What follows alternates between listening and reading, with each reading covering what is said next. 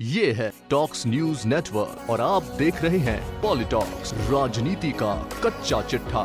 पश्चिम बंगाल में राजनीति का सियासी मैदान अब क्रिकेट का मैदान बनते दिख रहा है। यहाँ राज्यपाल जगदीप धनखड़ तो बन गए हैं राज्य के अंपायर और बंगाल की मुख्यमंत्री ममता बनर्जी बन गई है टीम की कप्तान, जो लगातार अपने बल्लेबाज उतारे जा रही है और विपक्षी टीम के छक्के छुड़ा रही है।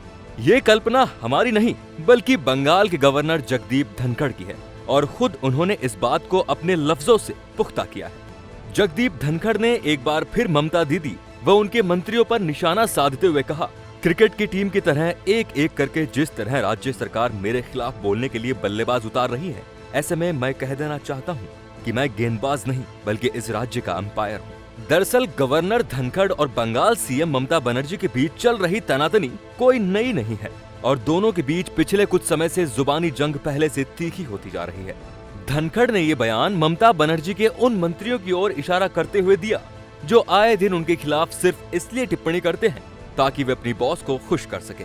इस पर धनखड़ ने उन्हें नसीहत देते हुए कहा कि बयानों पर प्रतिक्रिया देने के बजाय अपने विभागों पर ध्यान दें। इससे पहले बुधवार को पश्चिम बंगाल के राज्यपाल जगदीप धनखड़ को मुर्शिदाबाद जिले की यात्रा के दौरान डोकमल क्षेत्र में टीएमसी कार्यकर्ताओं ने काले झंडे दिखाए और वापस जाओ के नारे लगाए।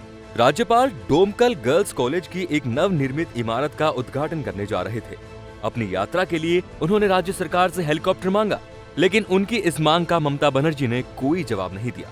इस घटना के बाद राज्यपाल जगदीप धनखड़ ने ये आरोप लगाया कि राज्य में चांसलर के तौर पर उन्होंने ये अनुभव किया है कि यहाँ पर वाइस चांसलर की आवाज दबाई जा रही है। उन्होंने सरकार पर तंज कसते हुए ये भी कहा कि सरकार को मेरे खिलाफ बयानबाजी करने के लिए एक विशेष मंत्री नियुक्त कर देना चाहिए।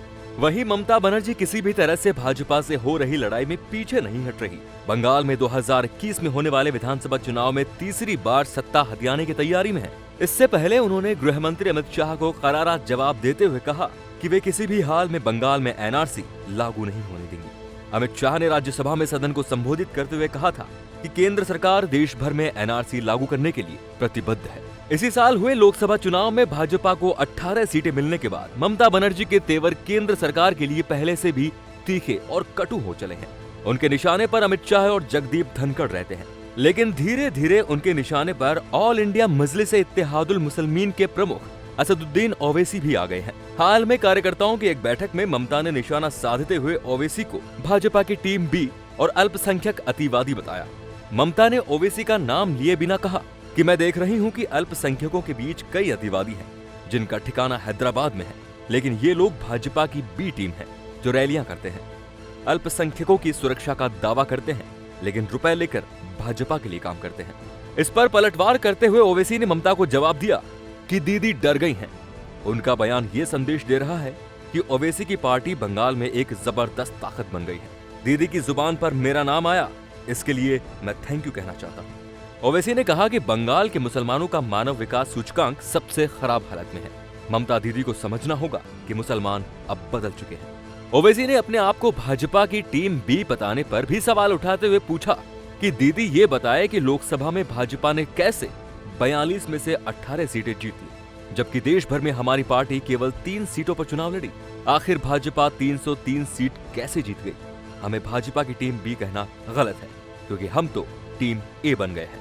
पॉलिटॉक्स ब्यूरो, दिल्ली। ये है टॉक्स न्यूज नेटवर्क और आप देख रहे हैं पॉलिटॉक्स, राजनीति का कच्चा चिट्ठा।